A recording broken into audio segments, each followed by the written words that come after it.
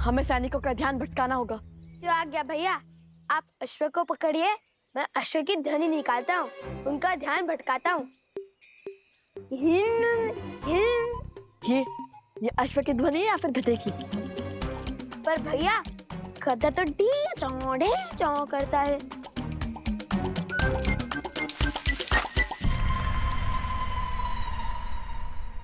कदाचित ये सूर गया होगा।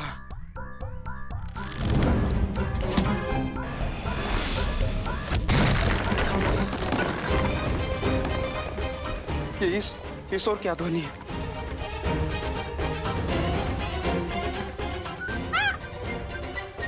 शांत शांत, डरो मत। तुम इसे उस ओर ले जाओ जहां मैंने बाण चलाया था। तुम मेरे साथ आओ।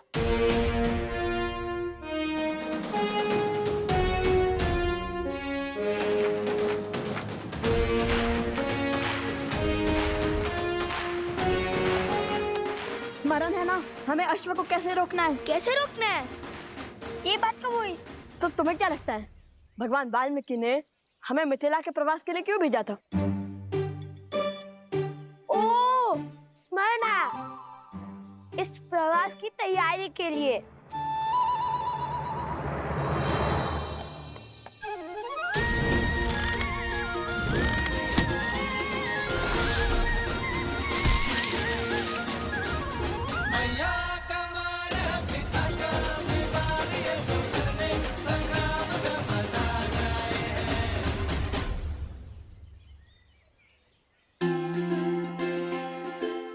सीताराम? भैया ये तो वही अश्व है। राम सिया राम जय जय राम। राम सिया राम जय जय राम। कदाचित इसका, हमारा और सीताराम का कोई ना कोई संबंध अवश्य है।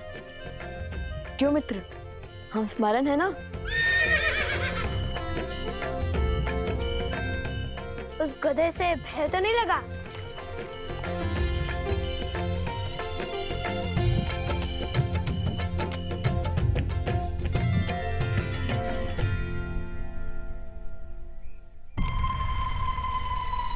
अरे ये अश्व का कद कैसे घट गया?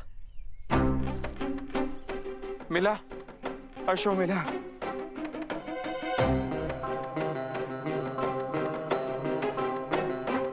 रंग भी बदला बदला सा लगता है। इस काले पर्वत में उसका रंग धूमिल सा हो गया होगा। पर इस पर छत्र तो है, पर अश्व जैसा नहीं है। एक ही वाक्य में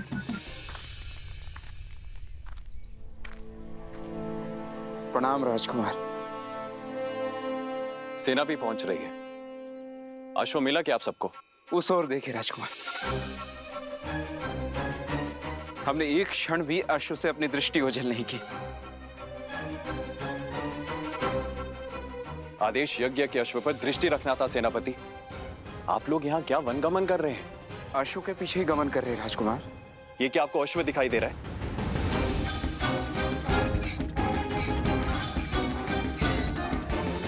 ये एक गधा है आप ही की तरह सेनापति। आप अयोध्या लौट जाइए। सैनिकों, हमें शीघ्र ही अश्व ढूंढना होगा। भैया औषधि? नहीं, हम अभी नहीं ला सकते। वो देखो, पर्वत पर सैनिक हैं, हम पकड़े जा सकते हैं। सर्वप्रथम हम स्वर्ण कमल लेकर आते हैं, फिर इसको पास के किसी गांव में छुपा देंगे।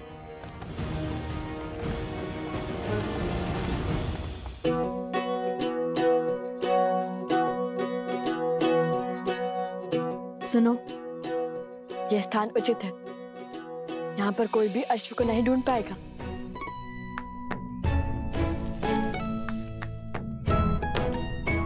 अब ठीक है, अब तुम खाओ पियो विश्राम करो, लेकिन ध्वनि मत करना, ठीक है? ध्वनि मत निकालना।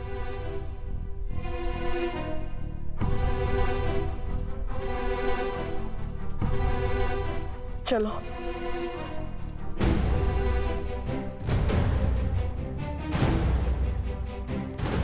अरे अब क्यों छुप रहे हैं हम? अब तो अश्व भी नहीं है हमारे साथ। यदि सैनिक ने हमें देख लिया और हमसे प्रश्न किया तो वन देवी के पुत्र सत्य थोड़ी ना कहेंगे।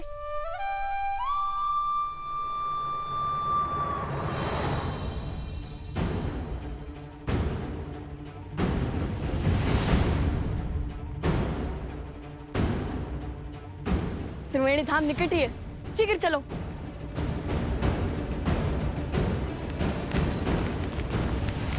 ऋषि कुमार,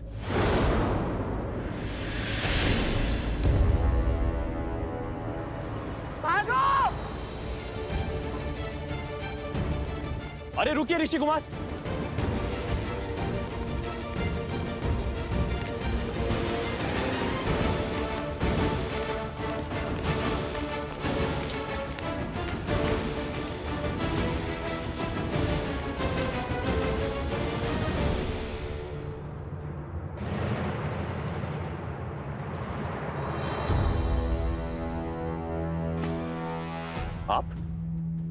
आपको तो मैंने अयोध्या में देखा था। और क्या वो ऋषि कुमार वही हैं जिन्होंने अयोध्या में गान किया था? क्या आप क्या कहना चाहते हैं? नहीं, वो नहीं है। तो फिर वो दोनों भागे क्यों? क्योंकि वो असत्य नहीं बोल सकते, किंतु मैं बोल सकता हूँ ना। आपने क्या हमारे अश्वमेध के अश्व को कहीं देखा है? सत्य कही, अन्यथा आपके प्राण संकट में पड़ सकते हैं। सत्य तो ये है, आप और आपके सैनिक कभी एक बाल ऋषि कुमार के प्राण नहीं हारेंगे। और दूसरा सत्य ये है, आप और आपके सैनिक लव कुश से कभी जीत नहीं पाएंगे। राजरुज, वो दिख गए, वो ऋषि कुमार। ऋषि कुमार रुको।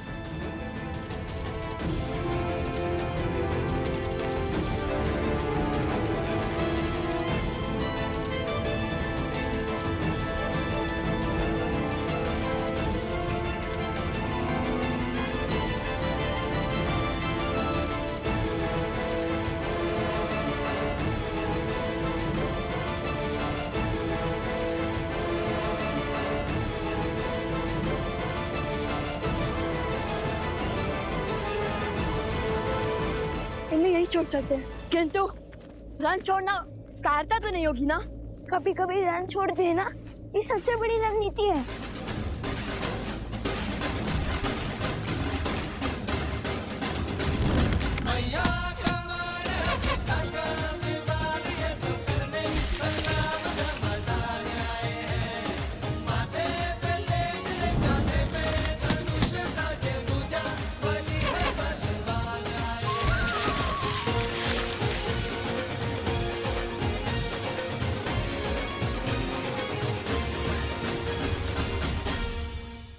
सैनिकों, शीघ्र हटाओ इसे।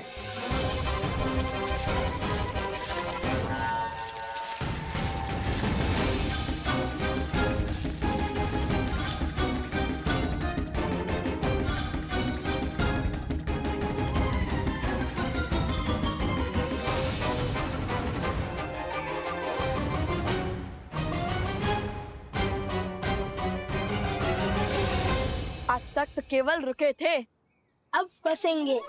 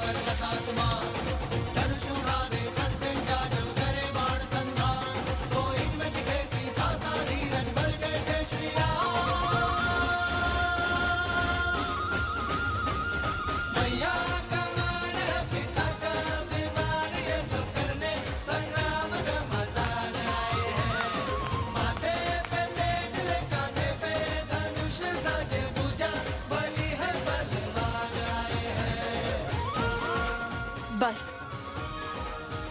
अब वो यहाँ फंस जाएंगे। पर हमें अधिक समय मिल जाएगा।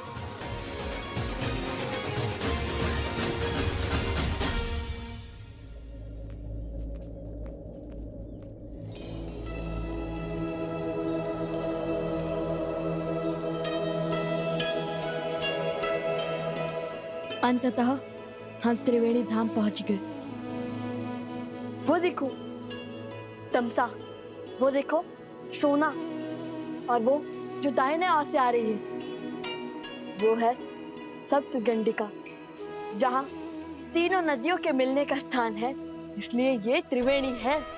अति सुंदर भैया, क्या रूप है इस त्रिवेणी धाम का।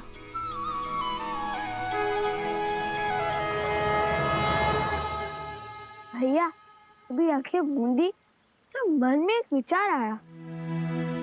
हमने अश्व को तो छुपा दिया, किंतु उसकी रक्षा के लिए किसी को नहीं छोड़ा। चल हम शीघ्र अतिशीघ्र सारे स्वर्ण कमल एकत्रित कर कर चलते हैं, ताकि किसी के वहां आने से पहले हम अश्व तक पहुंच सके।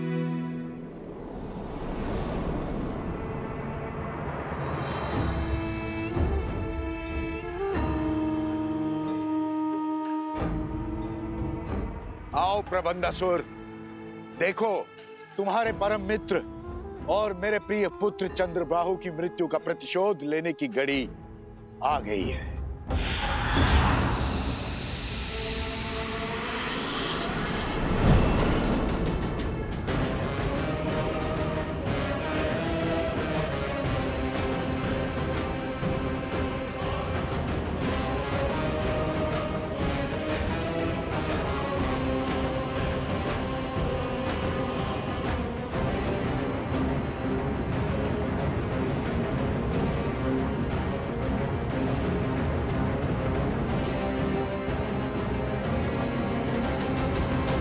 महाराज सहस्त्रमुख रावण की जय।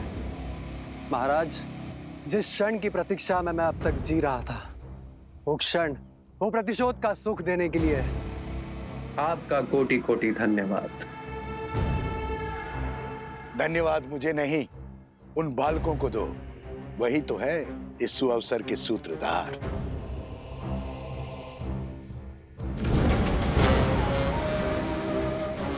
मैं उस अश्व को मारकर उस राम के अश्वमेध यज्ञ को असफल कर दूंगा।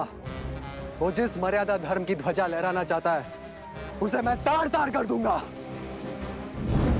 कदापि नहीं। हमारे प्रतिशोध की पूर्ति इस अश्व की मृत्यु से नहीं होगी। जैसा मैं कहता हूं वैसा करो। किंतु महाराज, सामने खड़े सुअवसर को केवल मूर्ख ही गवाते हैं। मैं इस अश्व को मारकर सीधा राम को युद्ध के लिए ललकारूंगा। फिर वो तो क्या, उसके समस्त परिवार को समाप्त कर दूंगा मैं। अपनी क्रोधाग्नि को शांत करो, बल से नहीं बुद्धि से काम लो। वचन देता हूं, प्रतिशोध का ऐसा भव्य सुख दूंगा तुम्हें, जिसमें राम और उसका परिवार स्वयं ही एक दूसरे की मृत्यु का कारण बनेंगे। सोचो, एक बार में सबको मारने में आनंद आएगा, या उन्हें स्वयं ही एक एक करके एक दूसरे को मारते हुए देखने में आनंद आएगा। और अपनी योजना के लिए मैंने तुम्हें चुना है, क्योंकि छल में तुम्हें मात देना असंभव है। तुम कभी भी कोई भी रूप धरकर किसी भी वस्तु में प्रकट हो सकते हो।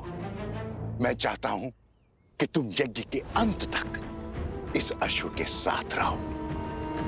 वो लवकुश बहुत संस्कारी और साहसी है। तुम मेरे साथ मिलकर इस अश्व को इक्ष्वाकु वंश के अंत का साधन बनाओगे। परंतु महाराज, किंतु परंतु यद्यपि कुछ नहीं सुनना है मुझे। जैसा कहता हूं वैसा करते जाओ।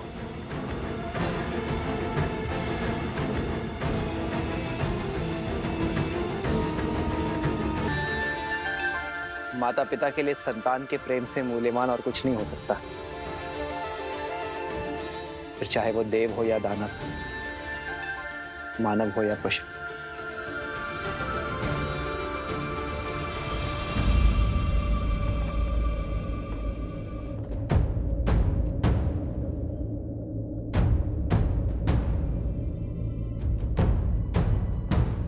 क्या हुआ सेनापति? शत्रुघ्न ने तुम्हें यहाँ क्यों भेजा? मुझे क्षमा करें महाराज, उन्होंने मुझे अति शीघ्र अयोध्या लौटने का आदेश दिया है, क्योंकि मेरी चौकसी में यज्ञ का अश्वक हो गया। अश्वक हो गया?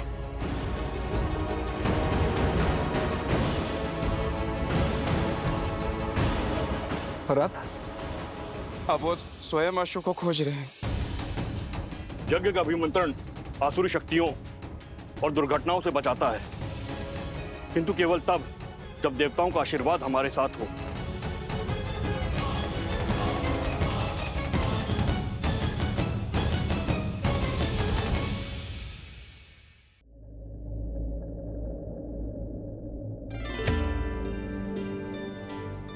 यज्ञ का अश्व लव और कुश ने पा लिया है। क्या इस पर अब भी कोई संकट आना बाकी है? क्या देवताओं को श्री राम का यज्ञ अस्वीकार है? उद्देश्य की पूर्ति हेतु बाधाएं तो मार्ग में आती ही हैं। रही बात देवताओं की, तो यज्ञ के विधि विधान, सभी नियम स्वयं पुरातन ऋषियों ने ही निर्धारित किए थे, जिन्हें देवताओं को भी मानना पड़ता है, क्योंकि ये विधि विधान ही तो हैं जो मानव समाज का आधार है। अर्थात श्री राम के जीवन की पीड़ाएं अभी तक समाप्त नहीं हुई। नहीं प्रिय गणेश, ऐसा नहीं कहते, क्योंकि मेरे आराध्य नारायण ने तो अवतार ही संसार की पीड़ा भोगने के लिए लिया है। मैंने तो केवल एक बार समुद्र मंथन में विषपान किया था, परंतु मेरे आराध्य तो प्रत्येक अवतार में भिन्न भिन्न प्रकार के विष का पान करते हैं। परंतु जैसे मैंने विष के प्रभाव को अपने शरीर में व्याप्त नहीं होने दिया, वैसे ही मेरे आराध्य ने भी विष के प्रभाव को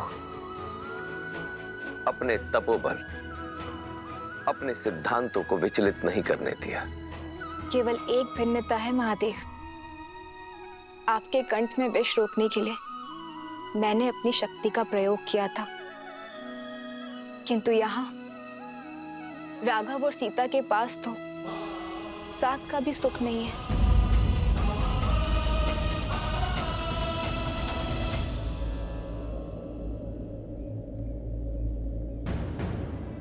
मिला क्या?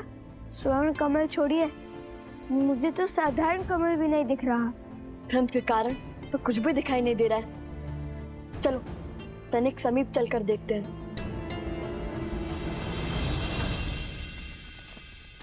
देखो पदचिन्ह।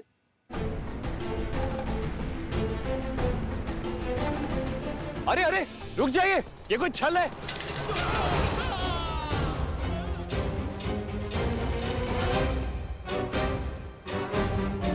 हमें अपने सैनिकों को बचाना होगा।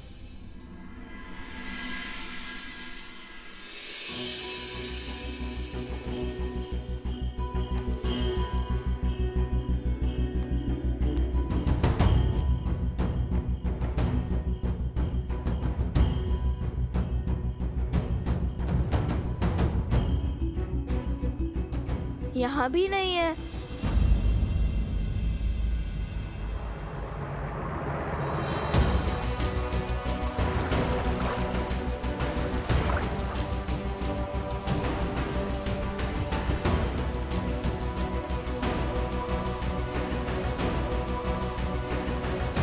भैया मिल गया, कमल मिल गया भैया।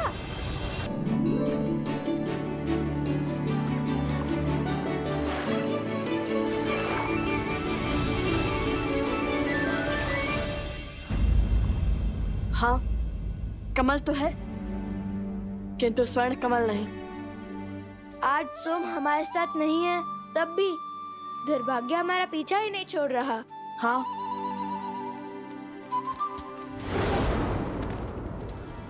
लगता है वो लोग समीप आ रहे हैं।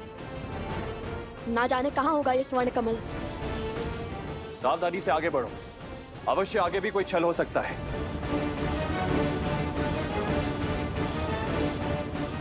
कुश, कहीं हम कुछ भूल तो नहीं रहे?